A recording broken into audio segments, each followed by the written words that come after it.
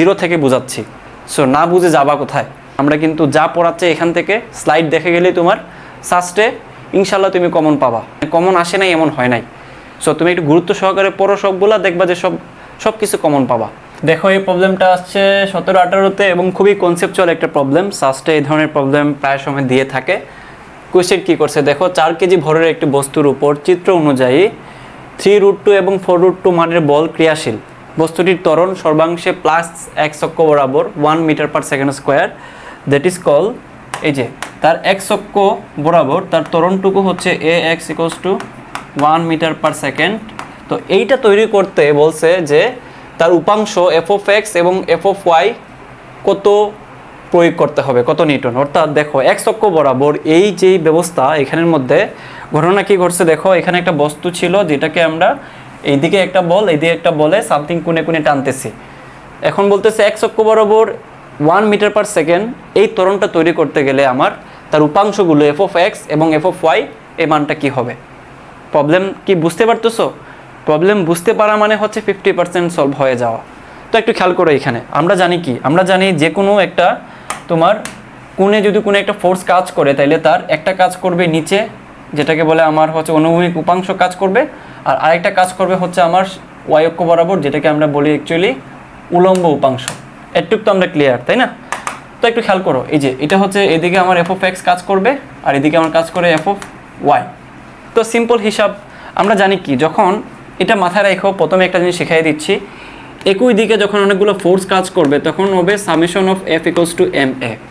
ওকে, তো যদি আমরা জাস্ট f(x) কনসিডার করি, x অ্যাক্সিস যদি আমরা কনসিডার করি, তাহলে x অ্যাক্সিস বরাবর কি আছে খেয়াল করো, এখানে f(x), তাহলে সে নিজে এই অক্ষ বরাবর আছে f(x), ধরে নিচ্ছি আমরা f(x) একটা ফোর্স যেটা সবগুলোর সমষ্টিকভাবে কাজ করে।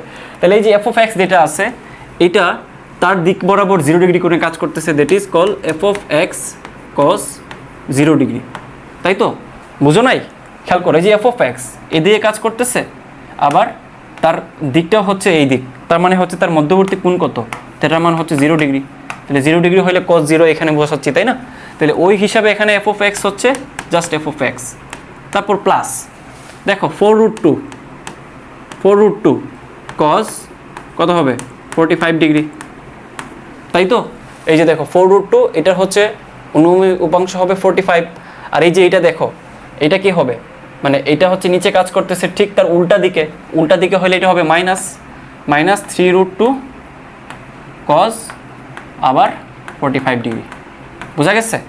এখন একটু ক্যালকুলেশন করো, এখান থেকে আমরা দেখো লিখতে পারি ইকুয়ালস টু m হচ্ছে 4 ইন্টু এই যে সামেশন অফ F = ma বলছিলাম না, তাহলে এখান থেকে আমার হবে summation of F = ma, that is call x অক্ষ বরাবর মানে f(x) a(x), তাহলে এদিকে হবে 4 × 1, দ্যাট ইজ কল 4, মানে x অক্ষ বরাবর ax হচ্ছে 1 আর আলটিমেটলি এখানে থাকতেছে 4, তাহলে এখানে থাকতেছে হচ্ছে 1। একটু কি বুঝছো? x অক্ষ বরাবর জাস্ট আমরা কি করছি, উপাংশগুলো নিচ্ছি f(x), 4√2 আর 3√2, একদম সিম্পল হিসাব। তাহলে এখান থেকে একটু খেয়াল করো, f(x) এখান থেকে cos 45 মানে 1/√2, তাহলে 1/√2 আর হচ্ছে এই যে √2, তাহলে এখানে থাকতেছে হচ্ছে 4 আর এখানে হচ্ছে 1/√2, এখানে থাকতেছে হচ্ছে 1/√2, এই √2 কাটা থাকতেছে হচ্ছে -3 আর এদিকে হচ্ছে 4 আছে।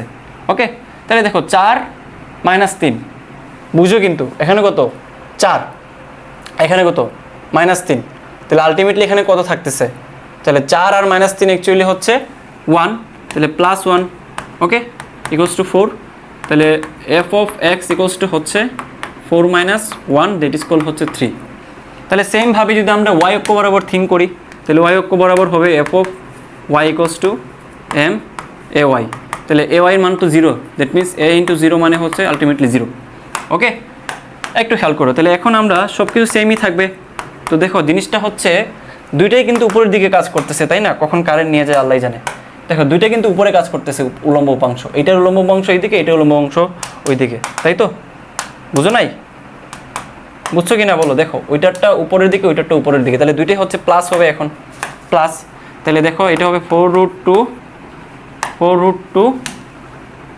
sin 45, এটা হচ্ছে কত +3√2 sin 45 ডিগ্রি। Equals to 0। তাহলে দেখো আলটিমেটলি